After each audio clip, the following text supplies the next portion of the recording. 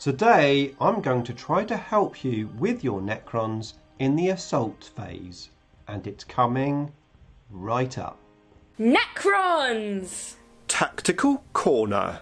Nick speaking, and welcome to this video. Right, here we are talking about Necron Tactics in my live stream, but I'm going to edit this together so that you can watch it as a video. If you want to check out my live streams, there's a playlist linked up in the description below. But today we are talking about Advanced Necron Tactics, another level to the assault phase.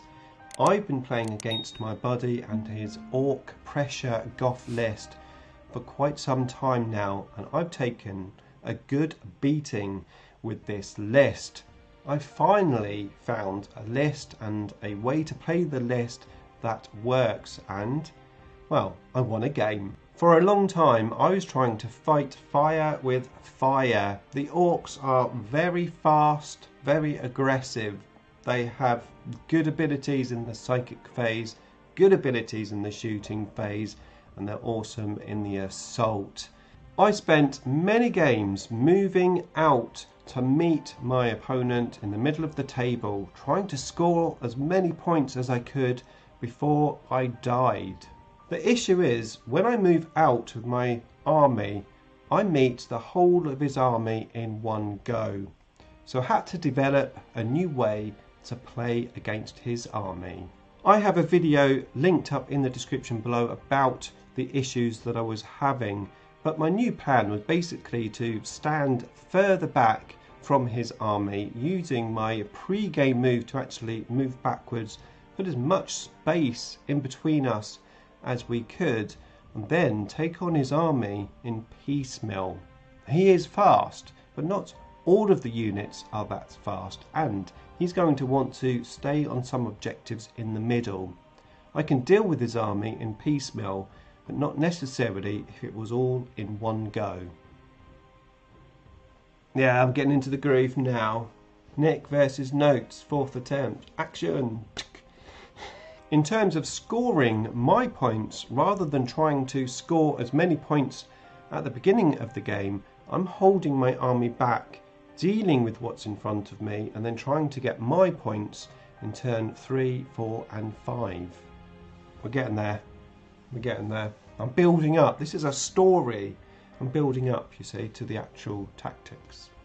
However, my list also has another layer to it, especially when it comes to the assault. I've got the Silent King, the Command Barge, the Nightbringer, 3 units of Scarabs, and 2 units of Wraiths. I've even got some Ophidian Destroyers. The Scarabs aren't included in my tactic. They're there for other reasons, to bubble wrap, to stay at the front, to take mortal wounds from psychic powers, to hold objectives, to do my ancient machineries, to grab treasures of eons, and just, well, be a pain on the table. The Command Barge isn't in the plan either. He's there for the My Will Be Done. Now, previously I gave him a Voltic Staff, and I've actually changed that in my list now. Now I'm using the Void Reaper. The Command Barge is in the list also to help with Code of Combat, and I think the Void Reaper does that better than the Voltic Staff, or certainly in this list. My new plan is really about the Ophidians, the Silent King and the Nightbringer. It also sort of works with the Wraiths, but the Wraiths aren't part of the plan themselves. The Wraiths are there for other reasons. On your turn, fall back with Scarabs, shoot his Forge Fiend. That's a good idea. Use Gork and Mork rules and accidentally knock them over. Richard, you keep typing and then you won't hear my tactics. So, here it is, the dreaded interrupt rule. You pay 2 CPs and then interrupt combat. I mean, how many times have you assaulted with lots of units and you've got this plan in your head, and then your opponent says, I'm going to interrupt, and then they annihilate a unit, and you're thinking to yourself, I wish I hadn't assaulted with that unit, because now it's dead and I've done nothing and I've just wasted that unit. Well, this list is designed to stop that. So my all-game protocol is going to be +1 to strength, or if I'm using a different all-game protocol, I'll have the Silent King's Warlord trait allowing me to have +1 to strength twice, and that will be turn 2 or 3. And then the idea is that my Ophidians, which will be in reserve, will come down at the most convenient time, which probably is going to be turn 2, when I'm going to make my assaults. And I will hopefully be assaulting with the Ophidians, assuming they make their assault range, my Silent King, and of course the Nightbringer. Now the Silent King makes any units that are in engagement range fight last.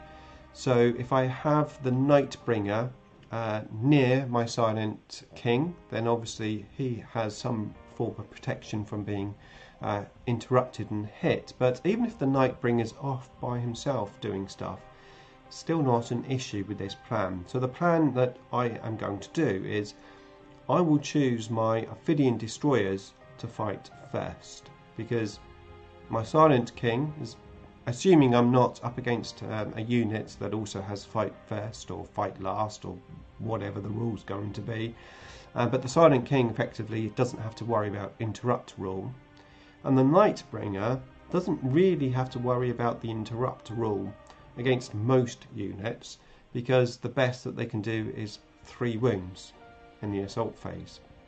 So with those 3 units in play, if I pick my Ophidians to go first, I don't have to worry about the interrupt rule.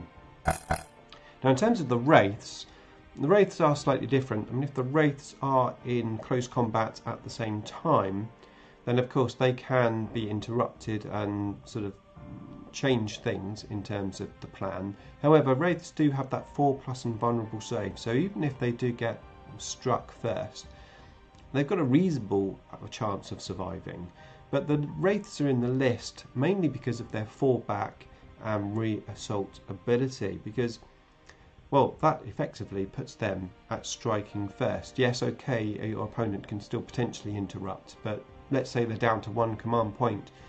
You can fall back and then you can re-assault, and because you've basically initiated a new assault, they will be striking first.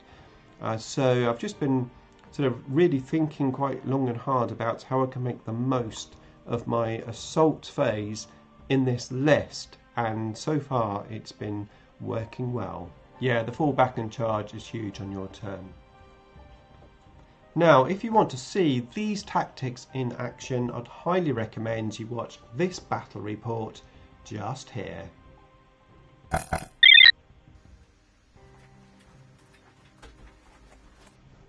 I'm back. No, you couldn't see me then, I was behind the door.